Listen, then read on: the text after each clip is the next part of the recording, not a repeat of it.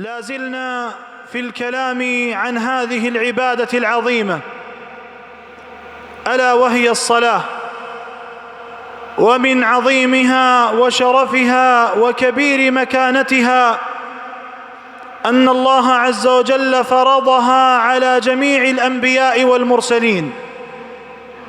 يقول الله سبحانه وتعالى عن لسان إبراهيم: ربنا إني أسكنت من ذريتي بواد غير ذي زرع عند بيتك المحرم ربنا ليقيموا الصلاة. وقال عن إسماعيل: وكان يأمر أهله بالصلاة والزكاة وكان عند ربه مرضيا.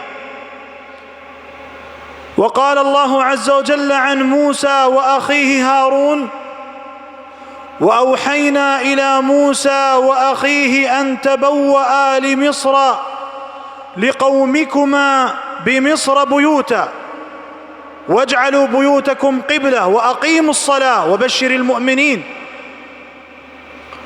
وذكر سبحانه وتعالى عن مريم: يا مريم اقنتي لربك واسجدي واركعي مع الراكعين. وذكر عن زكريا: فنادته الملائكة وهو قائم يصلي في المحراب أن الله يبشرك بيحيى. وقال عن الأنبياء بعدما ذكرهم في سورة مريم: إذا تتلى عليهم آيات الرحمن خروا سجدا وبكيا فخلف من بعدهم خلف أضاعوا الصلاة. فالأنبياء كانوا يصلون، والخلف تركوا الصلاة. وحبيبنا عليه الصلاة والسلام يقول: نحن معاشر الأنبياء أمرنا بتعجيل الفطور وأن نضع أيماننا على شمائلنا في الصلاة. نحن معاشر الأنبياء، لذلك الاهتمام بهذه العبادة العظيمة التي ما من أمة إلا وفرض الله عز وجل عليهم الصلاة، ولكن بكيفيات مختلفة. لكل جعلنا منكم شرعة ومنهاجا، لكل نبي طريقته الخاصة. ونبينا عليه الصلاة والسلام علم أمته هذه الصلاة.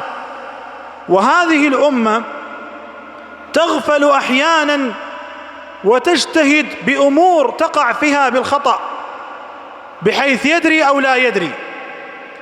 تكلمنا في الجمعة الماضية عن أسباب عدم الطمأنينة في الصلاة، ونتحدث اليوم إن شاء الله عن بعض الأخطاء التي يرتكبها المصلون في الصلاة. قلنا في الجمعة الماضية: استقبال القبلة، ثم التكبير، بعد التكبير دعاء الاستفتاح.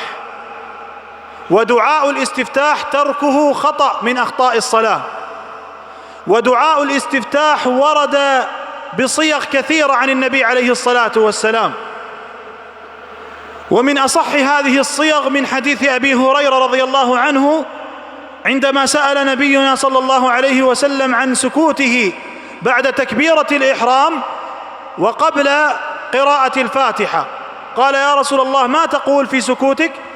قال: اللهم باعد بيني وبين خطاياي كما باعدت بين المشرق والمغرب، اللهم نقني من الخطايا كما ينقى الثوب الأبيض من الدنس، اللهم اغسل خطاياي بالماء والثلج والبرد. هذه الصيغة الأولى، والصيغ كثيرة كما ذكرنا وردت عن النبي صلى الله عليه وسلم. والصيغة الأخرى دعاء عمر بن الخطاب رضي الله عنه، وهذه الصيغة موقوفة لعمر ومرفوعة إلى النبي عليه الصلاة والسلام: سبحانك اللهم وبحمدك وتبارك اسمك وتعالى جدك ولا إله غيرك. يسأل الكثير: هل دعاء الاستفتاح قبل تكبيرة الإحرام أم بعدها؟ دعاء الاستفتاح يكون بعد تكبيرة الإحرام وقبل قراءة سورة الفاتحة. الخطأ الثاني وهو ترك الاستعاذة. وترك الاستعاذة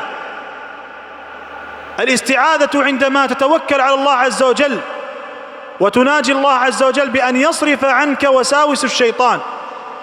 ترك الاستعاذة أشد من ترك دعاء الاستفتاح.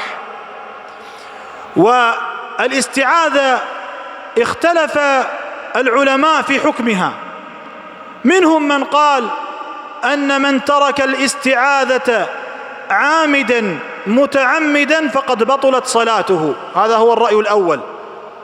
الرأي الثاني لأهل العلم منهم من قال أنها يستحب فيها، ومن تركها متعمدا نقصت صلاته ولم تبطل. فلماذا يجعل الإنسان نفسه في محل خلاف العلماء؟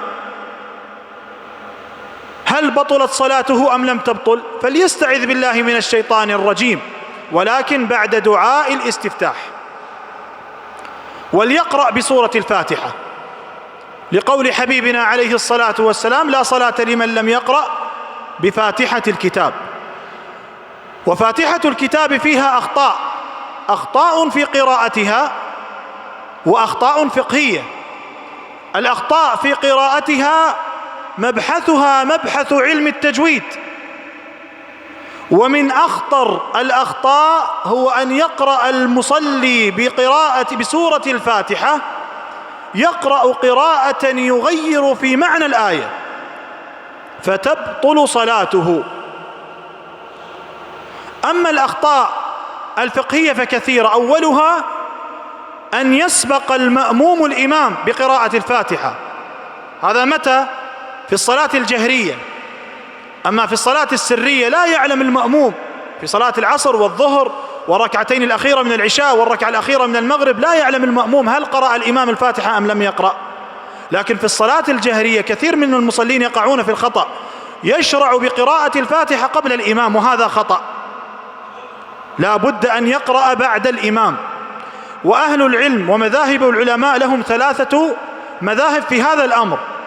الأول منهم من قال أنه يجب على المصلي قراءة سورة الفاتحة وكل سورة في الصلاة السرية والجهرية، يجب القراءة، وهذا مذهب الظاهرية ابن حزم ومن وافقه. المذهب الثاني منهم من قال أنه ليس على المأموم قراءة سورة الفاتحة وكل سورة في الصلاة السرية والجهرية، وهذا مذهب الأحناف رحمهم الله. المذهب الثالث وهو المذهب الوسط، وهو مذهب الإمام مالك والشافعي والإمام أحمد رحمهم الله، قالوا في الصلاة السرية يجب أن يقرأ بالفاتحة وكل سورة، أما في الجهرية فإنه يستمع لقراءة الإمام، وإذا شاء أن يقرأ فليقرأ، وإذا لم يقرأ فصلاته صحيحة، لكن بشرط أن لا يسبق الإمام في قراءته. هذا هو المذهب الثالث وهو المذهب الوسط. من الأخطاء التي أيضا تشرع في قراءة الفاتحة هو أن يرفع المأموم صوته في القراءة بحيث يشوش على المصلي الذي بجانبه، والنبي عليه الصلاة والسلام نهى عن هذا الأمر، وهذا الأمر خطأ، أن يرفع المأموم صوته في الصلاة وهو مأموم يشوش على المصلي الذي بجانبه. قال عليه الصلاة والسلام: إن المصلي يناجي ربه فلا يجهر أحدكم بالقرآن. لا يجهر أي لا يرفع صوته. كان معتكف عليه الصلاة والسلام فسمع بعضا من الناس يقرؤون بصوت عالي، فقال: إن كل واحد منكم أو إن كل أحد منكم مناج ربه فلا يؤذين أحدكم أحد، وفي لفظ: فلا يؤذين بعضكم بعضا بأن يرفع صوته في القرآن، أو كما قال عليه الصلاة والسلام. قال الراوي في هذا الحديث: ليس في الصلاة فقط وإنما في قراءة القرآن. بعض الناس في يوم الجمعة وفي بعض الفرائض من يقرأ ورده أو يقرأ القرآن وإذا الذي بجانبه يقرأ بصوت مرتفع يشوش عليه، وهذا خطأ، ليس في الصلاة وإنما في قراءة القرآن. لماذا لا يرفع صوته؟ لأن المصلي إذا جاء إلى الصلاة جاء خاشعا يريد أن يخشع، يريد أن يناجي، يريد أن يدعو، فإذا رفع المصلي الذي بجانبه صوته شوش عليه، وهذا أمر منهي عنه. من الأخطاء أيضا في الصلاة إذا وصل الإمام إلى قوله تبارك وتعالى ولا الضالين، قال بعض المأمومين اللهم اغفر لي ولوالدي وللمؤمنين والمؤمنات يوم يقوم الحساب، ويدعي بأدعية كثيرة، وهذه الأدعية ليس محلها هذا المكان. أنت عندما تؤمن بعد تأمين الإمام تقول آمين، لماذا؟ للدعاء. ما هو الدعاء؟ اهدنا الصراط المستقيم صراط الذين أنعمت عليهم غير المغضوب عليهم ولا الضالين. اللهم استجب هذا الدعاء، أنت تؤمن على هذا الدعاء، فلماذا تأتي بأدعية تنفي هذا الدعاء؟ من الخطأ أيضا أن يسبق المأموم الإمام في التأمين، عندما يقول الإمام ولا الضالين مباشرة المأموم قال آمين، وهذا خطأ. يجب عليه أن يؤمن بعد تأمين الإمام، والدليل على ذلك قول الحبيب عليه الصلاة والسلام إذا أمن الإمام فأمنوا، فإن وافق تأمينه تأمين الملائكة غفر الله له ما تقدم من ذنبه. الملائكة متى تؤمن؟ قبل الإمام أو مع الإمام لو بعد الإمام؟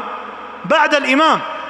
فالمصلي المأموم إذا وافق تأمينه تأمين الملائكة غفر الله له ما تقدم من ذنبه. بعدما يقرأ المأموم سورة الفاتحة وكل سورة ما بعد الفاتحة، في الركوع بعضهم يقع في أخطاء، وهذه الأخطاء هو رفع اليدين عند الركوع. بعضهم لا يرفع يديه في الركوع، والنبي عليه الصلاة والسلام كان إذا رفع من الركوع يرفع يديه، إذا أقبل على الركوع يرفع يديه عليه الصلاة والسلام كما يرفعهما في تكبيرة الإحرام. ومن الاجتهادات أيضا في الركوع يجتهد بعض الناس من يركع هكذا مائلا لا يستقيم في ركوعه، وسيدنا علي رضي الله عنه وصف لنا ركوع النبي عليه الصلاة والسلام، قال كان إذا ركع عليه الصلاة والسلام ووضع أحدهم قدح الماء على ظهره استقر هذا القدح. كان عليه الصلاة والسلام ركوعه مستقيم لا ينصب ولا يشخص في الرفع. وكذلك الأخطاء في الرأس، بعض الناس من يرفع رأسه في الركوع ينظر إلى محل السجود، وهذا خطأ. ومنهم من يصوب يبالغ في التصويب، ينزل نزولا يبالغ فيه بالركوع، وهذا أيضا خطأ. أمنا عائشة رضي الله عنها ذكرت الحديث عن النبي صلى الله عليه وسلم في ركوعه، قالت كان إذا ركع عليه الصلاة والسلام لا يشخص رأسه ولا يصوب، والتشخيص هنا بمعنى الرفع، قوله تبارك وتعالى ولا تحسبن الله غافلا عما يعمل الظالمون إنما يؤخرهم ليوم تشخص فيه الأبصار، أي ترتفع. فكان عليه الصلاة والسلام لا يرفع ولا يشخص رأسه، إنما يكون رأسه بمستوى ظهره مستقيما ولا يصوب. والتصويب هنا الخفض. نحن عندما نقول في دعاء نزول الغيث أو المطر اللهم صيبا نافعا، صيبا أي نازلا، فكان عليه الصلاة والسلام لا يرفع رأسه ولا يصوبه، كان رأسه بمستوى ظهره صلى الله عليه وسلم. هذا وصلوا وسلموا على الرحمة المهداة محمد بن عبد الله، فقد أمرتم بالصلاة عليه قديما ولم يزل رب العزة آمرا حكيما.